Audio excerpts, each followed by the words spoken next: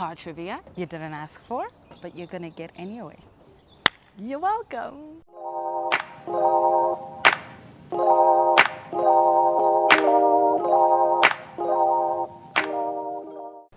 This gorgeous girl behind me is the Isuzu D-Max V-Cross, a car that holds so much history and significance for South Africans.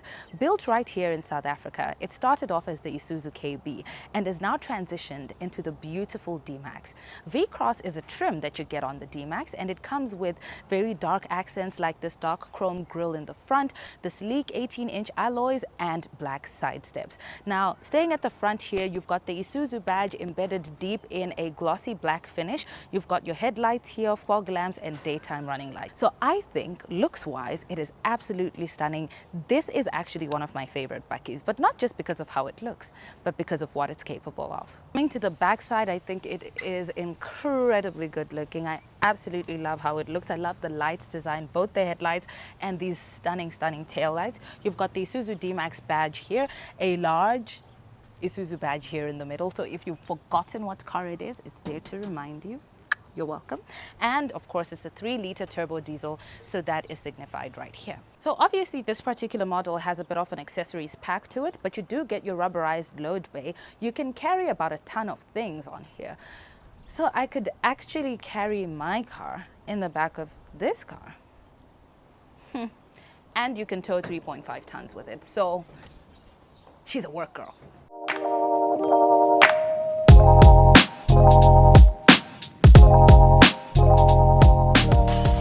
The interior feels better than I expected, but I also think it has met my expectations, because when you're looking at a Bakkie like this, when you're looking at a pickup truck like this is sort of what you expect. It doesn't feel luxurious. In fact, I think the seats feel kind of firm, but I do like that there's a bit of stitching somewhere there. It kind of brings things together. I like when there's some stitching in the interior of a car, but there are lots of very hard plastics.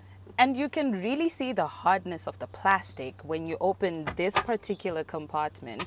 You can even hear a bit of an echo because it feels hollow and it feels hard. But I am very glad for the extra space, the extra cabin space. But I will say that this is not necessarily a budget pickup truck, but it is not in the 1 million rand category. So I can see a lot of cost cutting that happened in here. One thing that, if you've watched any of my content, you will know that I do not like piano black anywhere. I see a little bit of it in here, but thankfully it's not too much. However, what I don't like is that there is piano black on the buttons for the screen, and you tend to touch this place a lot. So it's going to scratch easily, it's going to smudge, and it's not going to be so clean after a while. However, I really absolutely appreciate that they kept all the buttons for your climate control, and you have a little screen that shows, you know, climate info there, but when you need to control it, you just control it with the buttons. And I really love the buttons too. They're kind of chrome, and they're matching with the rest of the chrome accents in the car. I absolutely love that, and the buttons feel very satisfying to press. They remind me of those old radios, or like a typewriter almost. Am I showing my age? I'm showing my age.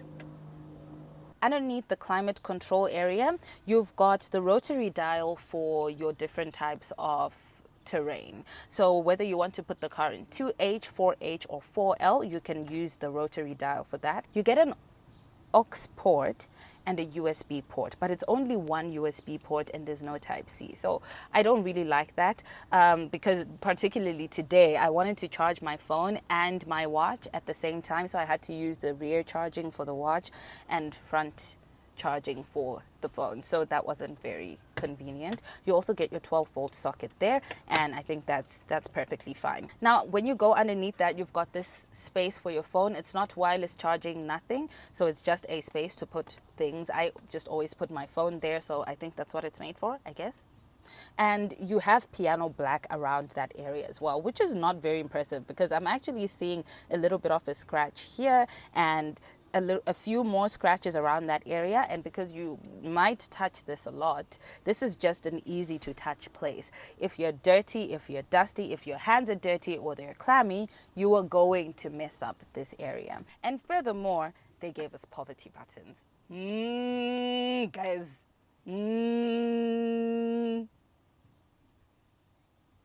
want to feel broke when I'm driving this car because I feel like a bad bitch. I want to feel broke. The poverty buttons, you've got 3 here and you've got a poverty button on the screen as on the steering as well. So yikers. Let's not do that again. Okay. Now let's get to the driver's display. You've got 2 analog dials. They've kept the analog dials. I have no problem with them. They don't look great. They don't look bad. I have no feelings towards them. And there is a digital screen in the middle that shows you all the important driving information. Like, it also shows you the speed as well. So one peculiar thing is that you've got a speedometer and a tachometer, and then you can still see the speed at which you're going in the center screen as, you know, an ever increasing or decreasing number. But you'll also get information like when you're about to depart from your lane, you'll see that it will color yellow as you're about to depart the lane, and rear cross traffic alert as well is showed on that screen. So I think that's cool. That's a nice touch that they've included. Now, I would also like to get into something I don't like about this interior, and that is the display on the center screen. I think it's a little too outdated. It's incongruent with the rest of this more modern looking interior, and I think it has crossed that line for me. I can very much understand when something has to be budget friendly, but I think we can innovate past the point of making things look like they were drawn on a PSP. So I think that might need to change a little bit, and particularly the V-Cross trim. I would expect that the display there be a little better. And of course, the rear view camera is also not great quality. It's not very crisp. It looks very pixelated, but I guess at least it's there. I will say though that I absolutely appreciate the angling of the rear view camera, because you can see a lot more of the bottom of the car, so that makes it so much easier for you to judge the distance between your car and maybe the wall if you're reverse parking or whatever. I think that is probably one of my favorite things about driving this car. It seems very small, but it has actually been very useful, particularly as someone who very much prefers reverse parking. It's very easy to then gauge where to stop.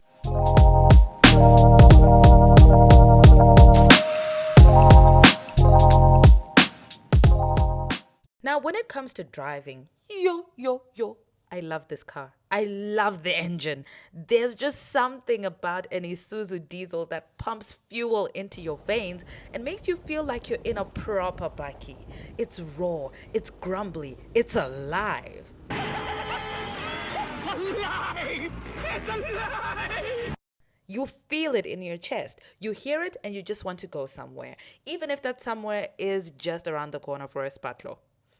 I must say that this car is actually a very comfortable drive. The suspension has been tuned beautifully, especially for a Bakkie.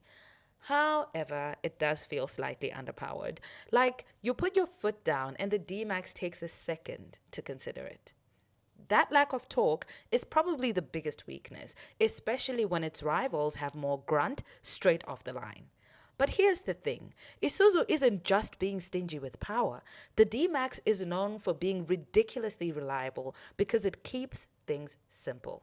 No fancy twin turbo setups or overly complex engine maps. Fewer components equals fewer things that can break.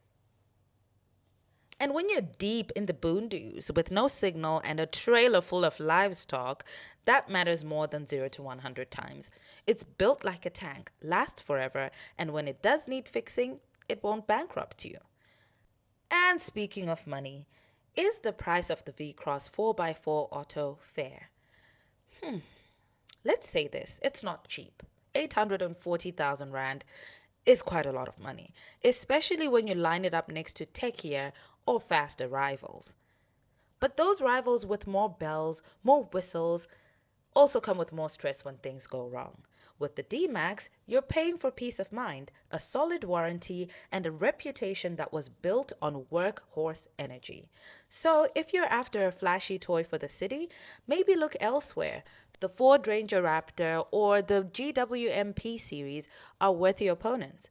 But if you want a Bakkie that will probably outlive your next relationship, this one's worth every cent.